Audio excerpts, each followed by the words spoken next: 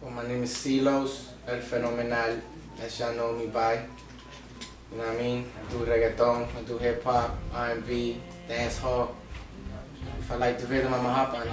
I started doing choruses first, like singing, doing my own thing, like really singing, and then I really started getting into hip hop, like writing my rhymes, writing like punchlines and whatnot, and the flow just kept developing. When I was 17, I really started doing it professionally. Like, I really started going strong. I really started really writing. Then, by the time I was 19, 20, I was already out in the streets. I already had a buzz going. I was already performing at local shows. I was already doing festivals. The party scene never really went down because we did that when we was like coming up. That was never like a big focus. Doing like parties and like sweet 15s and shit like that. That was more when you was trying to put your name out there and show your face and expose yourself. So that came early. That came early on. The shows and the flatbeds and the parades and the etc. etc. You already know that came after. Well, it taught me that you could expose yourself to a certain extent.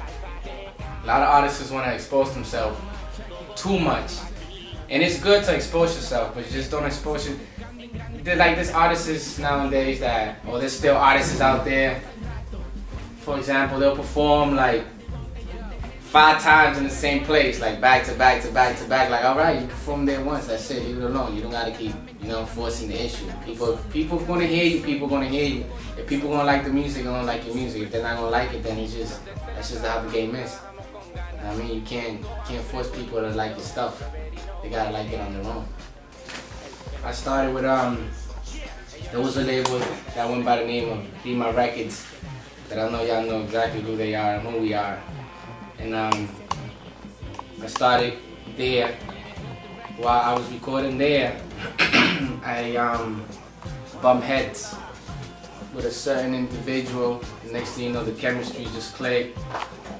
The man that was running the show was like, yo, I feel like y'all should get it in, do it together. We did what we did.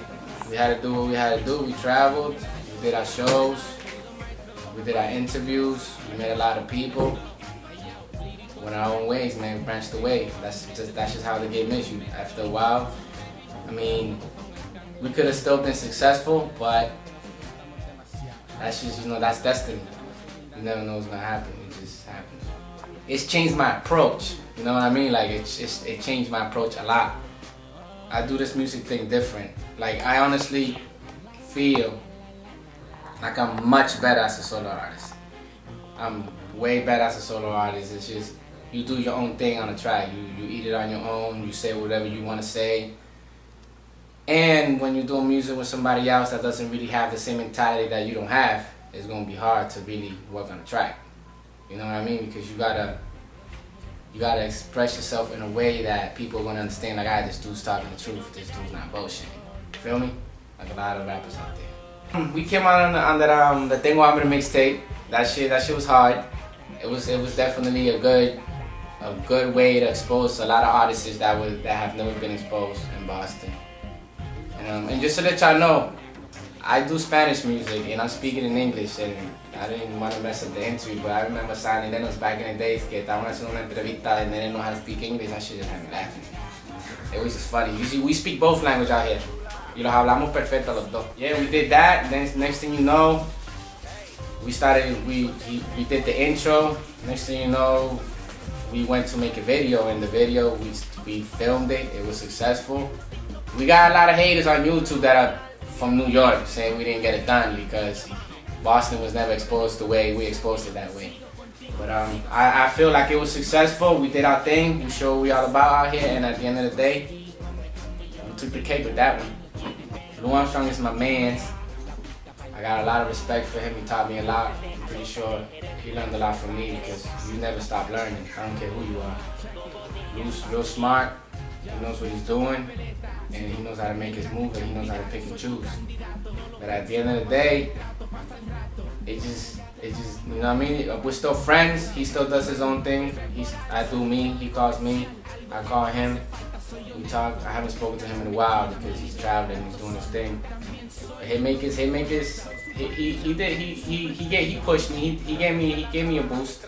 He taught me a lot, and he opened my eyes. That's why I'm in the position I am today. You gotta, at the end of the day, you gotta invest in yourself. For example, people say they're gonna give you the hand, they're gonna say they're gonna help you out. I never expected anybody to do anything for me, buy me anything. I was never that kind of dude. I was always me, myself, and I. I grind. The fellas know the deal. All my peoples know the deal. They know how I get down. They know what I've been through, what I've done, what I had to do to get this money. And at the end of the day, you invest in yourself, you get shit done the right way. If not, shit's gonna go sour. Yeah, a lot of motherfuckers definitely got the wrong idea. They think they could just fucking go to the mall, buy a fucking chain, buy a fucking watch, and just hop in front of the camera with a whole bunch of niggas behind them that don't know what the fuck's going on and act thorough. But that shit don't go. It don't go.